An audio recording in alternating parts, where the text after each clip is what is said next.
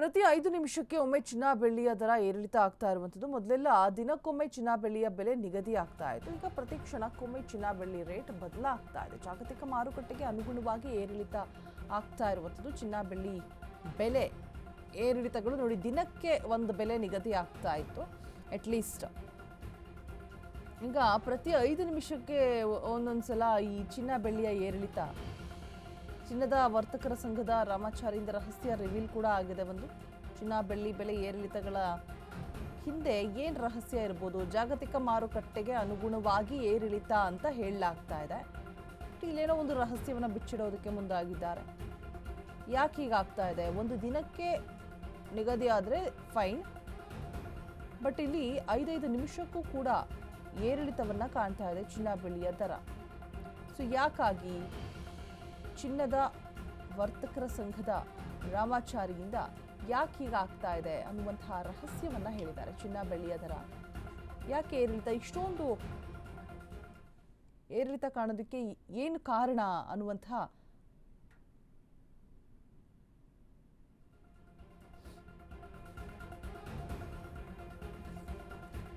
ಚಿನ್ನದ ಬೆಲೆ ಹೆಚ್ಚೋದಕ್ಕೆ ಕಾರಣ ವಿಶ್ವದ ರಾಜಕೀಯ ಬೆಳವಣಿಗೆ ಅಂತ ಹೇಳಲಾಗ್ತಿದೆ.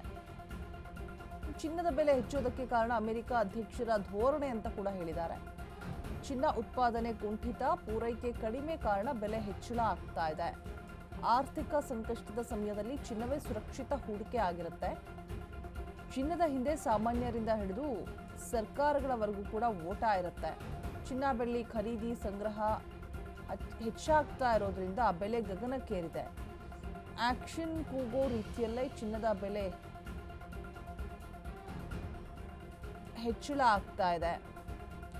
ಮಾರುಕಟ್ಟೆಯಲ್ಲಿ ಪ್ರತಿ 5 ನಿಮಿಷಕ್ಕೂ ಕೂಡ ಏರಿಳಿತವನ್ನ ಕಾಣ್ತಾ ಇದೆ. ಈ ರೀತಿಯಾಗಿ ರಾಮಾಚಾರಿ ಅವರು ಹೇಳಿರೋದು, ರಾಜ್ಯ ಚಿನ್ನದ ವರ್ತಕರ ಸಂಘದ ಅಧ್ಯಕ್ಷ.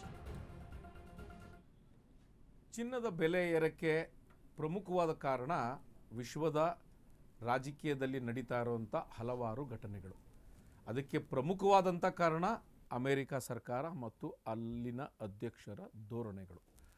ಹೀಗಾಗಿ ಪ್ರತಿಯೊಬ್ಬರು ತಮ್ಮ ಆರ್ಥಿಕ ಸಂಕಷ್ಟದ ಸಮಯದಲ್ಲಿ ಸಹಾಯಕ್ಕೆ ಬರಲಿ ಅಂತ ಚಿನ್ನ ಮತ್ತು ಬೆಳ್ಳಿಯನ್ನು ಸಂಗ್ರಹ ಮಾಡ್ತಾ ಇದ್ದಾರೆ. ಅದು ಖಾಸಗಿ ಕಂಪನಿಗಳಿರ್ಬೋದು, ಖಾಸಗಿ ವ್ಯಕ್ತಿಗಳಿರ್ಬೋದು, ಸರ್ಕಾರಗಳಿರ್ಬೋದು. ಎಲ್ಲ ಬೇರೆ ಬೇರೆ ದೇಶದ ಸರ್ಕಾರಗಳು ಕೂಡ ಚಿನ್ನ ಬೆಳ್ಳಿಯನ್ನು ಖರೀದಿ ಮಾಡ್ತಾ ಇರೋದ್ರಿಂದ ಚಿನ್ನದ ಬೆಲೆ ಗಗನಕ್ಕೆ ಏರ್ತಾ ಇದೆ. ಮೊದಲು ಪ್ರತಿ ದಿನ 5ರಿಂದ 10 ರೂಪಾಯಿ ವೇರಿಯೇಷನ್ಸ್ ಇರ್ತಿತ್ತು.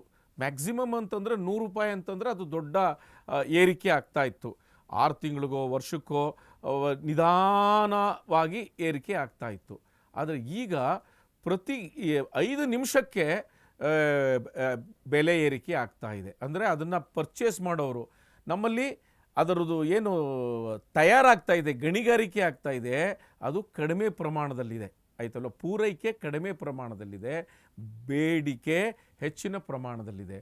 ಹಾಗಾಗಿ ಎಲ್ಲರೂ ಡಿಮ್ಯಾಂಡ್ ಮಾಡಿ ಓಪನ್ ಮಾರ್ಕೆಟಲ್ಲಿ ಇವತ್ತು 16,000 ಇದ್ದರೆ ಯಾರಿಗೋ ನನಗೆ 1 ಟನ್ ಬೇಕು, 16,100 ರೂಪಾಯಿ ಕೊಡ್ತೀನಿ, ಇನ್ನೊಬ್ರು ಹೇಳ್ತಾರೆ 16,200 ರೂಪಾಯಿ ಕೊಡ್ತೀನಿ. ಹೀಗೆ ಪರ್ಚೇಸ್ ಮಾಡೋರು ಬೆಲೆಗಳನ್ನು ಆಫರ್ ಮಾಡ್ತಾ ಹೋಗ್ತಾರೆ ಮಾರುಕಟ್ಟೆಯಲ್ಲಿ. ಹಾಗಾಗಿ ಬೆಲೆ ಏರಿಕೆ ಆಗ್ತಾ ಹೋಗ್ತದೆ.